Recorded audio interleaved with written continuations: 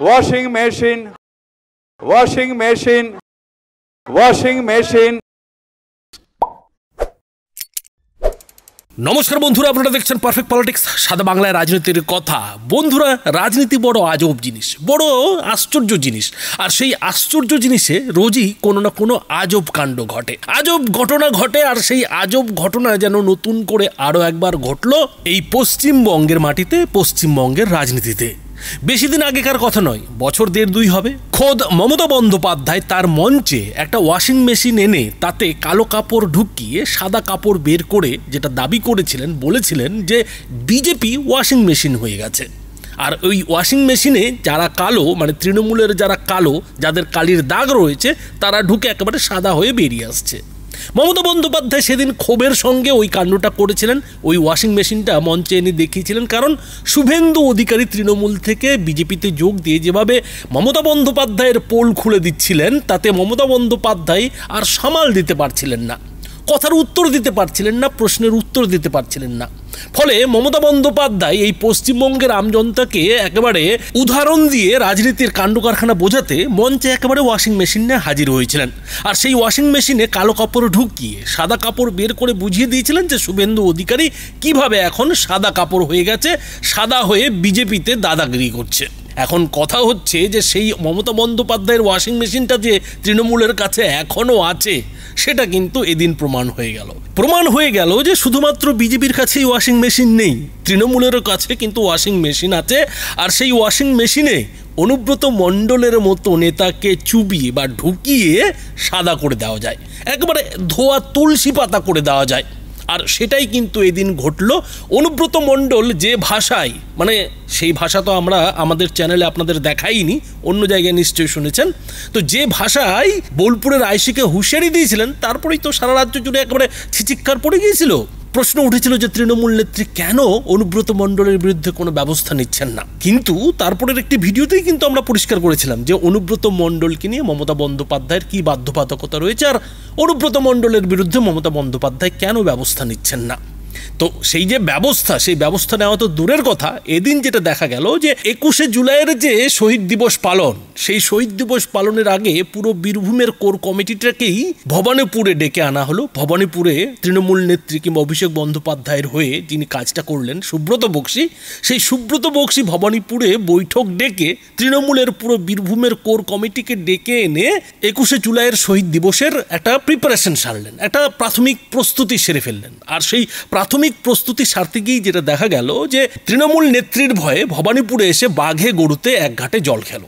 মানে অনুব্রত মণ্ডলের সঙ্গে কাজল শেখ একই সঙ্গে হাজির হলেন, সেই সঙ্গে আরও বীরভূমের যারা কোর কমিটির সদস্য, শতাব্দী রায় থেকে শুরু করে অন্যান্যরা, সবাই এসে কোর কমিটির বৈঠক করলো। এখন এই কোর কমিটির বৈঠকে কি বেরোলো, কি হলো, সেটা পরের কথা। 21শে জুলাইয়ের যে শহীদ দিবস তৃণমূলের, সেই শহীদ দিবসে অনুব্রত কাজল কি করবেন সেটাও পরের কথা। কিন্তু আসল যেটা কাজ হলো সেটা হচ্ছে অনুব্রত মণ্ডল এবং কাজল শেখের মধ্যে যে বিবাদ, যে গোষ্ঠী সংঘর্ষ, গোষ্ঠী দ্বন্দ্ব, সেটা ধামাচাপা দেওয়ার চেষ্টা করা হলো, সেটাকে ধমকি চমকি দিয়ে শান্ত করার ব্যবস্থা করা হলো। আর সেই সঙ্গে অনুব্রত মণ্ডলকে ওই যে বললাম তৃণমূলের, মানে মমতা বন্দ্যোপাধ্যায়ের দিদির যে ওয়াশিং মেশিন, সেই ওয়াশিং মেশিনে ঢুকিয়ে একেবারে চুবিয়ে ধোয়া তুলসী পাতা সাদা করে বের করে আনা হলো। আর তারপরেই যেটা দেখা গেল যে তৃণমূলের নেতারা, মানে দিদির যারা কাছের নেতা, ববি হাকিম, শোভন চট্টোপাধ্যায়, তারা যেটা করলেন যে একেবারে অনুব্রত মণ্ডলের হয়ে মিডিয়ার সামনে বড় বড় যুক্তি দিলেন। আর সেই যুক্তি দিতে গিয়েই ববি হাকিম আর শোভন দেবরা এমন একটা কথা বলে ফেললেন, তাতে শুভেন্দু অধিকারী একটা খেলার জায়গা পেয়ে গেলেন। বলতে গেলে শুভেন্দু অধিকারীর হাতে ববি হাকিমরা এমন একটা হাতিয়ার তুলে দিলেন, যে হাতিয়ার শুভেন্দু অধিকারী লুফে নিয়ে এমনভাবে মমতা বন্দ্যোপাধ্যায়ের বিরুদ্ধে ব্যবহার করলেন, যেটা শোনার পর নির্ঘাত মমতা বন্দ্যোপাধ্যায় তার পেয়ারের ভাই ববি হাকিমকে ছোট্ট করে একটা কানমলা দেবেন। আর সেটা তৃণমূল নেত্রী কেন করবেন, সেটা ববি হাকিম এবং শোভন দেবের যে কথা, তার পাল্টা শুভেন্দু অধিকারীর যে বক্তব্য, সেই বক্তব্যেই আপনারা বুঝতে পারবেন। দেখুন কি সেই বক্তব্য। অনিল বোসের সময় এই প্রশ্নটা করেননি, বিনয় কুমারের সময় এই প্রশ্নটা করেননি, বিজয় বর্গীর সময় এই প্রশ্নটা করেননি। শুধু তৃণমূল কংগ্রেস করলে দোষ, তার সব প্রশ্নকে সম্মুখীন হতে হবে। যেটা করেছে সেটাকে আমরা কেউ সমর্থন করি না, কিন্তু কেউ সমর্থন করি না। তাকে ওয়ার্নিং দেওয়া হয়েছে, লাস্ট ওয়ার্নিং দিয়ে দেওয়া হয়েছে, এবং আমি আশা করি সে আর এই ভুলটা রিপিট করবে না। যথেষ্ট তার প্রচার ছিল, তার নেতা হিসেবে তার নাম ডাক আছে অনেক, কিন্তু তাকে সঙ্গে সঙ্গে ক্ষমা চাইতে বাধ্য করা হয়েছে এবং তাকে চূড়ান্তভাবে সংযত করা হয়েছে যাতে ভবিষ্যতে এরকম কাজ না করে। আমরা এগুলো দেখে বড় হয়েছি। যে কথা বলেছিলেন অনিলবাবু, সেটা বোধহয় কোনো ভদ্র সমাজে কেউ বলতে পারে না। শাস্তি তো হয়েছে। একটা লোককে, একটা রাজনৈতিক নেতা, সে একালে একটা জেলার দণ্ডমুণ্ডের কর্তা, তাকে পাঠিয়ে দেওয়া হয়েছিল যে 4 ঘন্টার মধ্যে সে গিয়ে পুলিশের কাছে ক্ষমা চাইবে, বাধ্য করা হয়েছিল তাকে। এর থেকে আর কি আছে? তাকে সত্যাপন মেরে তার শাস্তি হয় না, তার যথেষ্ট তাকে শাস্তি দেওয়া হয়েছে। এবং মমতা বন্দ্যোপাধ্যায় এরকম ক্ষেত্রে খুব একটা কম্প্রোমাইজ করছেন না কারোর সঙ্গে। এইগুলো বলবেন না কেউ, অহরহ এসব ঘটনা ঘটছে, অহরহ। সামাজিক যদি কমে যায়, যেটাকে বলে অবমূল্যায়ন হয় আমাদের সমাজের, সেক্ষেত্রে আমাদের মানুষও এরকম ধরনের কাজ করছে। এই কোন বাংলা? এই বাংলার পুরো চিত্রটা চেঞ্জ করে দিয়েছে তৃণমূল, একটা অসভ্য পার্টি। নর্দমার কিটের সঙ্গে ওদের তুলনা করা যায় না। অনিল বসু যেদিন বলেছিলেন কুকথা, যেটা আমি মুখে আনতে পারবো না 11 সালের নির্বাচনের আগে, তার উত্তর কিন্তু 11 সালে মানুষ দিয়েছিল। সেই কুকথার বিরুদ্ধে ভোট হয়েছিল বলে মমতা বন্দ্যোপাধ্যায় আজকে চাকার ফাইটে ঘুরে বেড়াচ্ছেন। আজকে একজন মহারানীর মতো, সম্রাজ্ঞীর মতো শাসন ক্ষমতা ভোগ করছেন। 2011 সালের 21শে জুলাই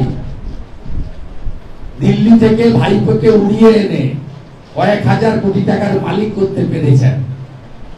তাই এই কুকথার উত্তর 8 মাস পরে বিধানসভা নির্বাচনে বাংলার জনগণ দেবে। অনিল বসুর কথায় বাংলার জনগণ উত্তর দিয়েছিল 11 সালে, আর অনুব্রত আর আপনাদের কুকথার উত্তর বাংলার জনগণ আগামী বছর ঠিক এপ্রিল মাসের মধ্যে দিয়ে দেবে। আগামী বছর এই সময় আপনারা প্রাক্তন হবেন এবং অনেকেই জেলে থাকবেন। অর্থাৎ বন্ধুরা বুঝতেই পারছেন যে অনুব্রত মণ্ডলকে ধোয়া তুলসী পাতা করে তুলতে শোভনদেব চ্যাটার্জি কিংবা এই ববি হাকিমরা বাম জমানার সেই অনিল বোসদের কথা তুলেছেন। আর সেই অনিল বোসদের কথা তুলতে গিয়ে কিন্তু এদিন ববি হাকিম, শোভনদেবরা নিজেদের গোল পোস্টেই বল জড়িয়ে ফেলেছেন। আর ঠিক সেই জায়গাটাতেই কিন্তু শুভেন্দু অধিকারী একেবারে ক্যাক করে ধরেছেন। তিনি কিন্তু এই শোভনদেব কিংবা ববি হাকিমদের যে উদাহরণ বাম জমানার অনিল বোসদের কথা বলে, তাতে শুভেন্দু অধিকারী রীতিমতো ছক্কা হাঁকিয়েছেন। আর ছক্কা হাঁকিয়ে তিনি যেটা পরিষ্কার বলেছেন যে হ্যাঁ, 2011 সালে অনিল বোসরা মমতা বন্দ্যোপাধ্যায়ের বিরুদ্ধে কুরুচিকর মন্তব্য করেছিলেন, আর সেই কারণেই তো বাংলার মানুষ মমতা বন্দ্যোপাধ্যায়কে মুখ্যমন্ত্রীর কুর্সিতে বসিয়েছিল। ঠিক একই ঘটনা 8 মাস পরে এবার তৃণমূলের সঙ্গেও ঘটবে। কেননা অনুব্রত মণ্ডলের যে কুরুচিকর মন্তব্য, সেটা অনিল বোসের সঙ্গে যখন তুলনা করা হয়েছে, তাহলে তৃণমূলেরও তুলনা বামেদের মতো করে হবে। এবার বাংলার মানুষ তৃণমূলকেও লাথি মেরে কুর্সি থেকে সরাবে। অর্থাৎ শুভেন্দু অধিকারী একেবারে এদিন মমতা বন্দ্যোপাধ্যায়ের মুখ্যমন্ত্রিত্বের যে সময়সীমা, সেই সময়সীমার কাফিনে শেষ পেরেকটা পুঁতে দিয়েছেন। আর সেই শেষ পেরেকটা তিনি কোথায় পেয়েছেন? পেয়েছেন এই ফিরহাদ, ববি হাকিম আর শোভনদেব চট্টোপাধ্যায়দের মন্তব্য থেকে। তার মানে বন্ধুরা বুঝতেই পারছেন যে শুভেন্দু অধিকারী কিভাবে এদিন এই ববি হাকিম এবং শোভনদেবদের কানমলা খাওয়ার ব্যবস্থা করে দিয়েছেন। তবে বন্ধুরা আরও একটা কথা বলবো, এদিন শোভনদেব চট্টোপাধ্যায় অনেক কথা বলেছেন এবং কেষ্টকে মানে অনুব্রত মণ্ডলকে ধোয়া তুলসী পাতা প্রমাণ করতে গিয়ে আরও বেশ কিছু কথা বলেছেন যে এ ধরনের কথা নাকি তিনি অহরহ শোনেন। সমাজ এমন জায়গায় নেমে গেছে যে বাংলার মানুষও নাকি এই ধরনের কথা বলতে অভ্যস্ত হয়ে গেছে, শুনতে অভ্যস্ত হয়ে গেছে। আর এখানেই রাজনৈতিক বিশ্লেষকরা যেটা বলছেন যে শোভনদেব বাবু আরও একটা বড় সত্যি কথা স্বীকার করে ফেলেছেন। আর সেই সত্যি কথাটা হচ্ছে যে তৃণমূল জমানায়, বিশেষ করে 2011 সালের পর থেকে বাংলার সামাজিক প্রেক্ষাপটে কি ধরনের অধপতন ঘটেছে সেটা এদিন শোভনবাবু স্বীকার করে নিয়েছেন। শোভনবাবু একেবারে বলতে গেলে তৃণমূল সরকারের পোল খুলে দিয়েছেন যে কিভাবে বাংলা ভাষার গরিমা রাজনৈতিক ব্যক্তিত্ব থেকে শুরু করে সাধারণ মানুষের মধ্যে, বিশেষ করে তৃণমূলের কর্মী সমর্থকদের মধ্যে এমন নিম্নমানে নেমে গেছে, নিম্ন রুচিতে পরিণত হয়েছে যে শোভনদেব বাবুদেরও আজকে এই অনুব্রত মণ্ডলের যে টেলিফোনিক কথাবার্তা কুরুচিকর, নীচ প্রবৃত্তির, সেসবও কিন্তু খুব একটা কানে বাজছে না। আর সেটা তৃণমূল নেত্রীরও যে কানে বাজছে না, কানে যে খুব একটা লাগছে না, সেটা কিন্তু এদিন ওই যে বললাম ওয়াশিং মেশিনে অনুব্রতকে যেভাবে ধুয়ে একেবারে ধোয়া তুলসী পাতা বানিয়ে দেওয়া হয়েছে তাতেই তো প্রমাণ হয়ে গেছে। আর সেটাই তো এদিন শোভনদেব চট্টোপাধ্যায় কিংবা ববি হাকিমরা তাদের মন্তব্যের মধ্যে দিয়ে স্বীকার করে নিলেন। ফলে বন্ধুরা, অনুব্রত মণ্ডলের ফোনের সেই সব যে কুরুচিকর কথা, সেই সব আমাদের কানে যতটাই নিম্ন রুচির নিচ বলে মনে হোক না কেন, তৃণমূলের নেতানেত্রীদের কাছে যে সেটা স্বাভাবিক ব্যাপার সেটা কিন্তু এদিন প্রমাণ হয়ে গেছে। আর সেই সঙ্গে এটাও প্রমাণ হয়ে গেছে যে বাংলা উন্নয়নে কি এগোচ্ছে না এগোচ্ছে সেটা পরের কথা, কিন্তু এই সব কথাবার্তা, হুমকি, হুঁশিয়ারি, খিস্তি খামারিতে যে আমাদের বাংলা অনেকটাই এগিয়ে গেছে, ওই যে এগিয়ে বাংলার স্লোগান, সেই স্লোগান যে সত্যি অনেকটা সফল হয়েছে সেটা এদিন তৃণমূল নেতাদের নানা মন্তব্যে স্পষ্ট হয়ে গেছে। তবে বন্ধুরা, এই বিষয়ে আপনাদের কি মতামত? আপনাদের মতামত অবশ্যই এই ভিডিওটির নিচে কমেন্ট বক্সে লিখে জানাবেন। ধন্যবাদ।